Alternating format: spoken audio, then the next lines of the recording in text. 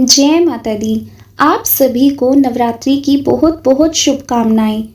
आज से हम सभी देवी दुर्गा की अपार कृपा से एक पावन यात्रा पर चल रहे हैं।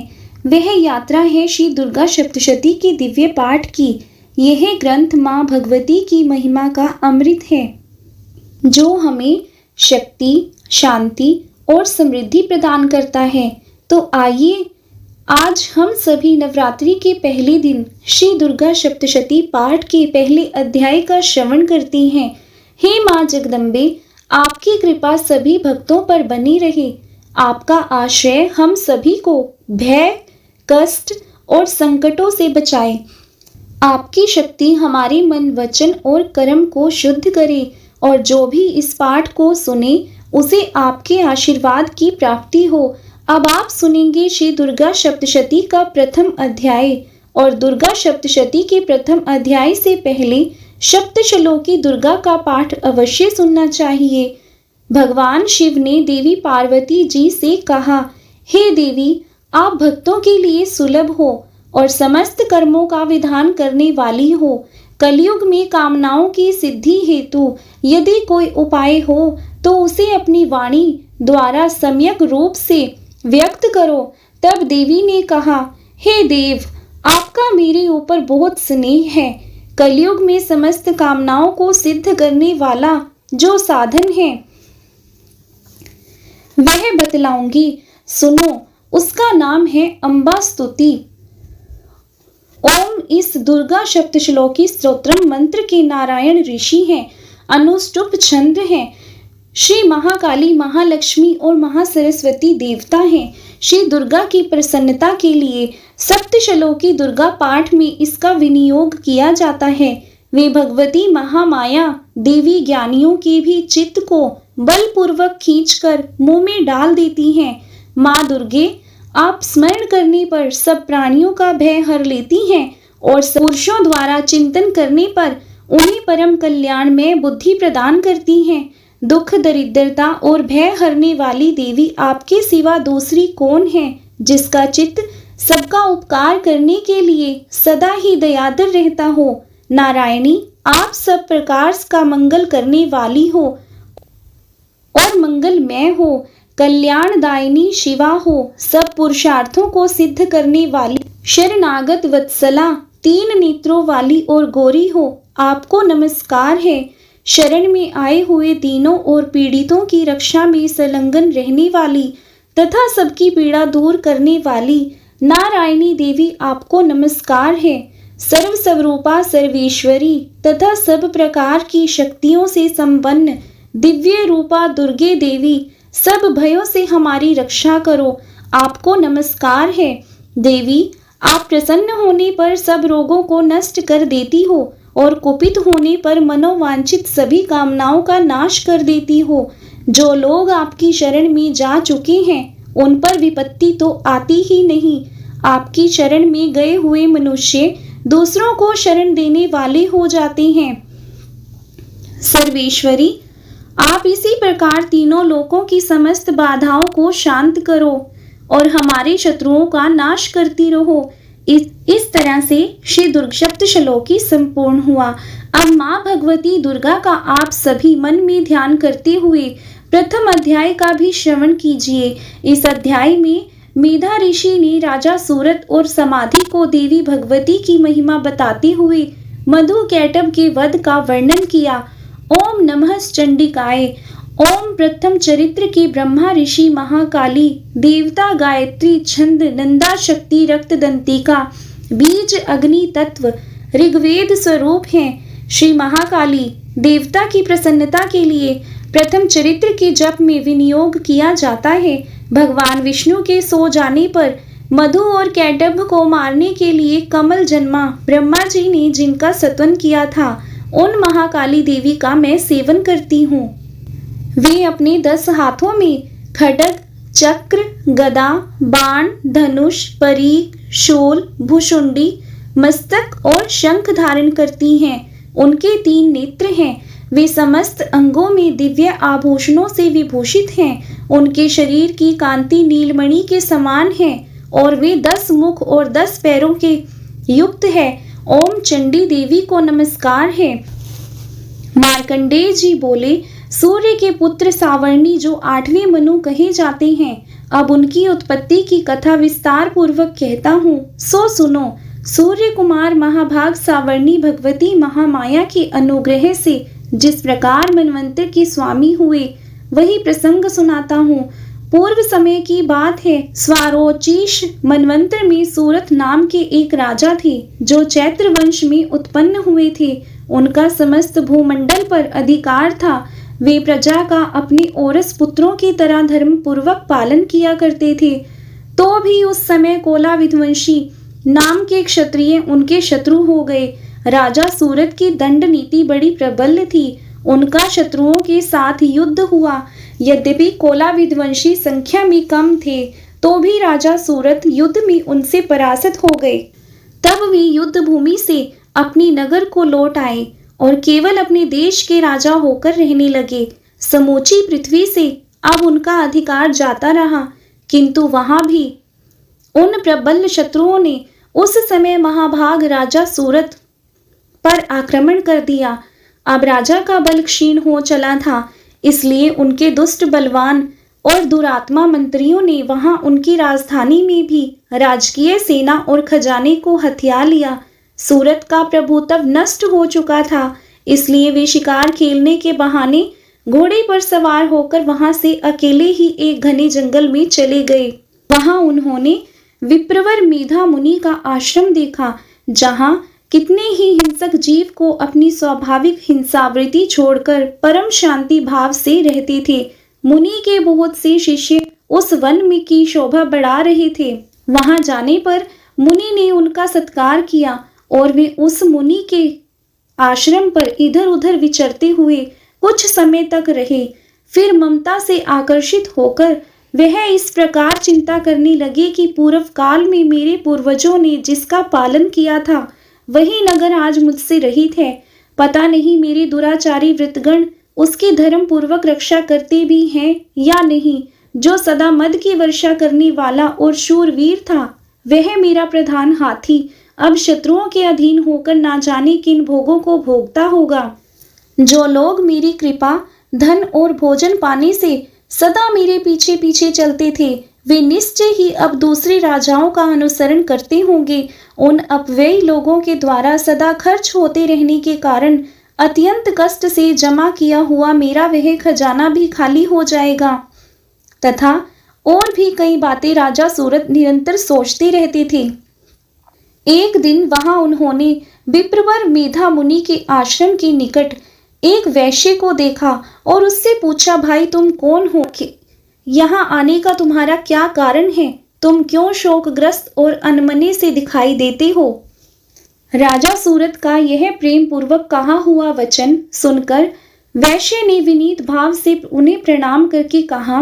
वैश्य बोला, राजन, मैं धनियों के कुल में उत्पन्न एक वैश्य हूँ। मेरा नाम समाधि है।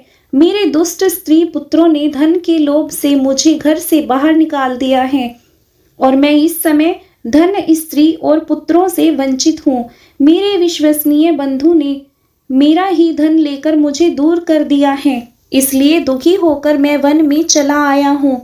यहाँ रहकर भी इस बात को मैं नहीं जानता कि मेरे पुत्रों की, स्त्री की और स्वजनों की कुशल है या नहीं। इस समय घर में वे कुशल से रहते हैं या फिर उन्हें कोई कष्ट है। वे मेरे पुत्र कैसे होंगे? क्या वे सदाचारी हैं या फिर दुराचारी हो गए हैं?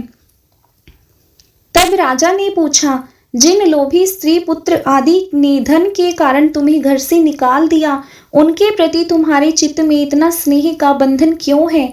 तब वैश्य बोला, राजन, आप मेरे विषय में जैसी बातें कहते हो वह सब ठीक है, किंतु क्या करूं, मेरा मन निष्ठुरता नहीं धारण करता। जिन्होंने धन के लोभ में पड़कर पिता के प्रति स्नेह, पति के प्रति प्रेम और आत्मीय जन के प्रति अनुराग को तिलांजलि देकर मुझे घर से निकाल दिया, उन्हीं के प्रति मेरे हृदय में इतना स्नेह क्यों है? महामते, गुणहीन बंधुओं के प्रति भी जो मेरा चित्त इस प्रकार प्रेम मगन हो रहा है, यह क्या है? इस बात को मैं जानकर भी नहीं जान पाता। उनके लिए मैं लंबी लंबी सांसें ले रहा हूँ और मेरा हृदय अत्यंत दुखित हो रहा है। उन लोगों में प्रेम का सर्वथा अभाव है, तो भी उनके प्रति जो मेरा मन निष्ठुर नहीं हो पाता, इसके लिए मैं क्या करूं? तब मार्कंडेय जी कहते हैं, ब्राह्मण, तदंतर राजाओं में श्रेष्ठ सूरत और वह समाधि नामक वैश्य दोनों साथ साथ मेधा मुनि की सेवा में उपस्थित हुए और उनके साथ यथा योग्य न्यायानुकूल विनयपूर्ण बर्ताव करके बैठे। इसके बाद वैश्य और राजा ने कुछ वार्तालाप आरंभ किया। राजा ने कहा, भगवान, मैं आपसे एक बात पूछना चाहता हूँ, उसे बताइए। मेरा चित्त अपने अधीन ना होने के कारण वह बात मेरे मन को बहुत दुख देती है। जो राज्य मेरे हाथ से चला गया है, उसमें और उसके संपूर्ण अंगों में मेरी ममता अभी तक बनी हुई है। मुनि श्रेष्ठ, यह जानते हुए भी कि अब मेरा नहीं है, अज्ञानी की तरह मुझे उसके लिए दुख होता है। यह क्या है? और इधर यह वैश्य भी घर से अपमानित होकर आया है। इसके पुत्र, स्त्री और भृत्यों ने इसे छोड़ दिया है। सज्जनों ने इसका परित्याग कर दिया है, तो भी यह उनके प्रति अत्यंत हार्दिक स्नेह रखता है। इस प्रकार यह और मैं बहुत दुखी हैं। जिसमें प्रत्यक्ष दोष देखा गया है, उस विषय के लिए भी हमारे मन में ममता जनित आकर्षण पैदा हो रहा है। महाभाग, हम दोनों समझदार हैं, तो भी हम में मोह पैदा हुआ है, यह क्या है? विवेक शून्य पुरुषों की तरह मुझ में और इसमें भी यह मूर्ता प्रत्यक्ष दिखाई देती है। तब ऋषि बोले, महाभाग, विषय मार्ग का ज्ञान सब जीवों को है। इसी प्रकार विषय भी सबके लिए अलग अलग है। कुछ प्राणी दिन में नहीं देखते और दूसरे रात में नहीं देखते। कुछ जीव ऐसे हैं जो दिन और रात्रि में भी बराबर ही देखते हैं। यह ठीक है कि मनुष्य समझदार होते हैं, किंतु केवल वे ही ऐसे नहीं होते। पशु, पक्षी और मृग आदि सभी प्राणी समझदार होते हैं। मनुष्यों की समझ भी वैसी ही होती है जैसी उन मृग और पक्षियों की होती है, और जैसी मनुष्य की होती है वैसी ही उन मृग, पक्षी आदि की होती है। यह तथा अन्य बातें भी प्राय दोनों में समान ही हैं। समझ होने पर भी इन पक्षियों को तो देखो, यह स्वयं भूख से पीड़ित होते हुए भी मोहवश बच्चों की चोंच में कितने चाव से अन्न के दाने डाल रहे हैं। राजन, क्या तुम नहीं देखते कि यह मनुष्य समझदार होते हुए भी लोभवश अपने किए हुए उपकार का बदला पाने के लिए पुत्रों की अभिलाषा करते हैं? हालांकि उन सब में समझ की कमी नहीं है, फिर भी वे संसार की स्थिति अर्थात जन्म मरण की परंपरा बनाए रखने वाले भगवती महामाया के प्रभाव द्वारा ममता में भंवर से युक्त होकर मोह के गड्ढे में गिराए गए हैं। इसलिए इसमें आश्चर्य नहीं करना चाहिए। जगदीश्वर भगवान विष्णु की योग निंद्रा रूपा जो भगवती महामाया है, उन्हीं से यह जगत मोहित हो रहा है। वे भगवती महामाया देवी ज्ञानियों के भी चित्त को बलपूर्वक खींचकर मोह में डाल देती हैं। वे ही इस संपूर्ण चराचर जगत की सृष्टि करती हैं और वे ही प्रसन्न होने पर मनुष्यों को मुक्ति के लिए वरदान भी देती हैं, और वे ही पराविद्या, संसार बंधन, मोक्ष की सनातनी देवी तथा संपूर्ण ईश्वरों की भी आधीश्वरी हैं। राजा ने पूछा, भगवान, जिन्हें आप महामाया कहते हैं, वे देवी कौन हैं? ब्राह्मण, उनका आविर्भाव कैसे हुआ और उनके चरित्र कौन कौन से हैं? ब्रह्मावेताओं में श्रेष्ठ महर्षि उन देवी का जैसा प्रभाव हो, जैसा स्वरूप हो और जिस प्रकार प्रादुर्भाव हुआ हो, वह सब मैं आपके मुख से सुनना चाहता हूँ। तब ऋषि बोले, राजन, वास्तव में तो वे देवी नित्य स्वरूपा ही हैं। संपूर्ण जगत उन्हीं का रूप है और उन्होंने समस्त विश्व को व्याप्त कर रखा है। फिर भी उनका प्राकट्य अनेक प्रकार से होता है, वो मुझसे सुनो। यद्यपि वे नित्य और अजन्मा हैं, फिर भी जब देवताओं का कार्य सिद्ध करने के लिए प्रकट होती हैं, उस समय लोक में उत्पन्ना कहलाती हैं। कल्प के अंत में जब संपूर्ण जगत एक कार्णव में निगमन हो रहा था और सबके प्रभु भगवान विष्णु शेषनाग की शैया बिछाकर योग निंद्रा का आश्रय लेकर सो रहे थे, उस समय उनके कानों के मैल से दो भयंकर असुर उत्पन्न हुए, जो मधु और कैटभ के नाम से विख्यात थे। वे दोनों ब्रह्मा जी का वध करने को तैयार हो गए। भगवान विष्णु के नाभि कमल में विराजमान प्रजापति जब उन दोनों भयानक असुरों को अपने पास आता देखा और भगवान को सोया हुआ देखा, तब एकाग्रचित होकर उन्होंने भगवान विष्णु को जगाने के लिए उनके नेत्रों में निवास करने वाली योग निद्रा का सत्वन आरंभ किया, जो इस विश्व की अधीश्वरी, जगत को धारण करने वाली, संसार का पालन और संहार करने वाली तथा तेज स्वरूपा भगवान विष्णु की अनुपम शक्ति है। उन्हीं भगवती निद्रा देवी की भगवान ब्रह्मा स्तुति करने लगे। ब्रह्मा जी ने कहा, देवी आप ही स्वाहा, आप ही स्वधा और आप ही विष्टकार हो। स्वर भी आपके ही स्वरूप हैं। आप ही जीवन दायिनी हो, सुधा हो, नित्य अक्षर प्रणव में आकार उकार मकार इन तीन मात्राओं के रूप में आप ही स्थित हो। और इन तीन मात्राओं के अतिरिक्त जो बिंदु रूपा नित्य अर्ध मात्रा है, जिसका विशेष रूप से उच्चारण नहीं किया जा सकता, वह भी आप ही हो। देवी आप ही संध्या, सावित्री, परम जननी हो। देवी आप ही इस विश्व ब्रह्मांड को धारण करती हो। आपसे ही इस जगत की सृष्टि होती है, आपसे ही इसका पालन होता है। सदा आप ही कल्प के अंत में सबको अपना ग्रास बना लेती हो। जगतमयी देवी, इस जगत की उत्पत्ति के समय आप सृष्टि रूपा हो, पालन काल में स्थिति रूपा हो, कल्पांत के समय संहार रूप धारण करने वाली हो। आप ही महाविद्या, महामाया, महामेधा, महास्मृति, महामोह रूपा महादेवी और महासुरी हो।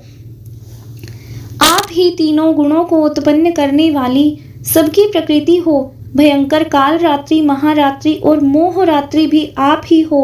आप ही श्री, आप ही ईश्वरी, आप ही ह्रीं और आप ही बोध स्वरूपा बुद्धि हो। लज्जा, पुष्टि, तुष्टि, शांति और क्षमा भी आप ही। आप खटक धारिणी, शूल धारिणी, घोर रूपा तथा गदा, चक्र, शंख और धनुष धारण करने वाली हो।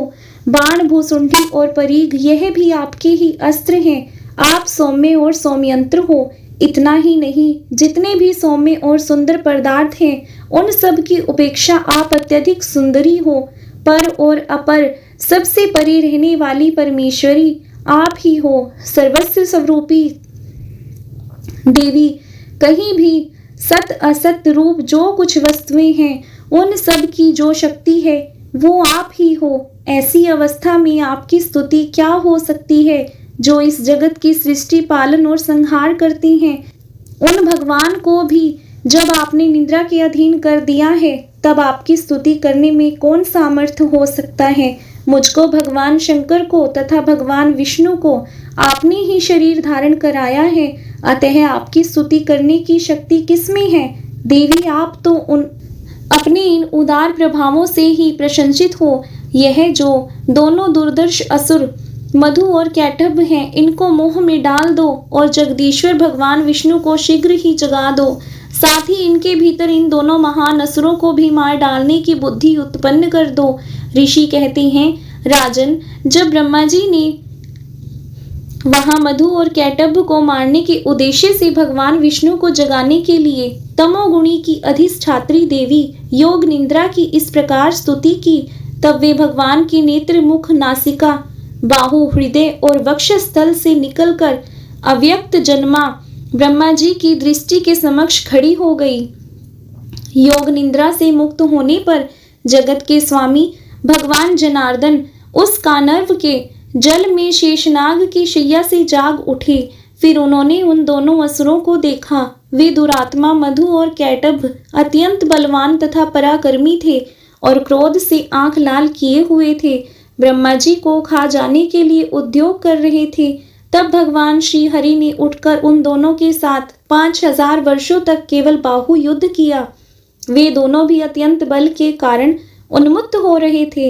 इधर महामाया ने उन्हें मोह में डाल रखा था, इसलिए वे भगवान विष्णु से कहने लगे, हम तुम्हारी वीरता से संतुष्ट हैं, तुम हम लोगों से कोई वर मांगो। तब श्री भगवान बोले, यदि तुम मुझ पर प्रसन्न हो तो अब मेरे हाथ से मारे जाओ। बस इतना सा ही वर मैंने मांगा है, यहाँ दूसरे किसी वर से क्या लेना है।